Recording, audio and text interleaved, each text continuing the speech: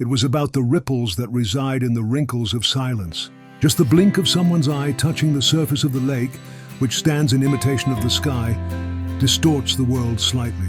But without anyone noticing, the orderly order was rightly disrupted. The ripples were like an aesthetic, masked by arrogant humility. It was a drop of sunlight hiding in the shadows of the reeds that whispered, "Only in meaninglessness does meaning sleep." It knows then that over-assertion peels away too much of the skin of truth.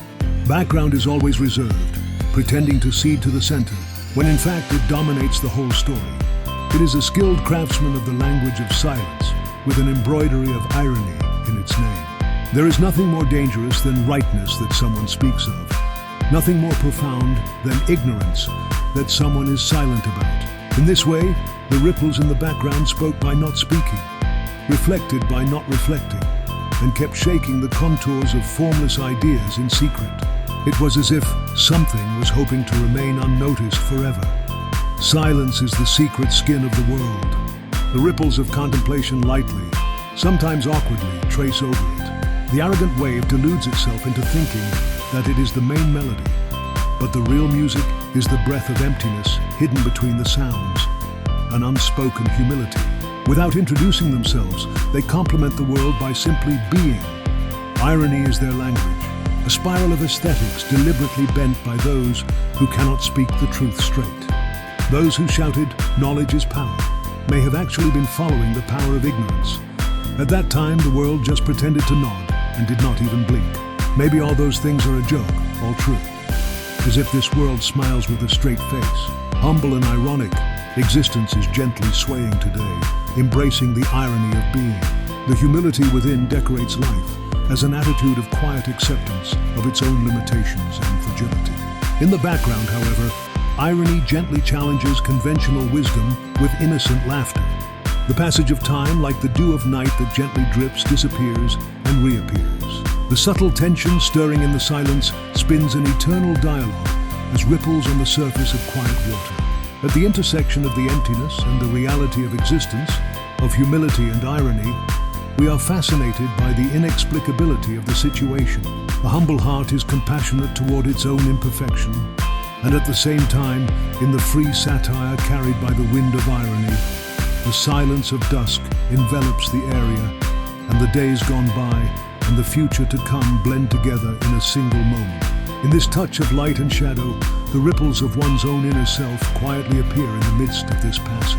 Even though it is cold, a soft modesty dwells in it, and a subtle irony, a solemn betrayal, floats in the air like a thin mist. As if the earth were delicately drenched with a pale dewdrop, one's own existence flutters in resonance with myriad questions. In a meditative moment of wandering in the forest, the whispers of nature and the wind's words weave an eternal melody, sometimes with sharp irony and sometimes with graceful compassion. Dancing secretly under the starlight, like a lotus flower, it fades away, leaving behind a fleeting radiance. There, a small door to the truth that transcends the framework of everyday life certainly exists. Looking up at the night sky, a faint ironic smile appears. At that moment when the dialogue between inner darkness and light begins, we realize our vulnerability and at the same time our unfathomable potential. The meaning of existence does not necessarily demand a clear-cut answer, but rather is hidden in that fleeting moment when questions and praise intersect. In this fragile harmony, we are invited to accept ourselves and to become aware of new questions. The quiet ripples that permeate the heart are like the breath of a deep forest. Instead of pursuing perfection, we find beauty in the transience of each moment and the joy of walking with unanswered questions. Even if the road ahead is shrouded in fog, its minute ripples are surely etched here and now. The self-evaluation, like a stone sinking to the bottom of the water, and the serene posture of the artist, seem to be a careful consideration not to disturb the harmony of the world. He does not speak of himself, but leaves his achievements to the wind, becoming a shadow to enhance the light. This is the appearance of modesty refined as a virtue. But who knows how the polished mirror surface may sometimes show a distorted image. Excessive condescension is a manifestation of inverted pride.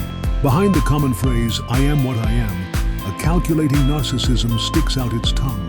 The quietly drawn line is a wall that refuses the intrusion of others, and its passivity may in fact be the most sophisticated form of aggression.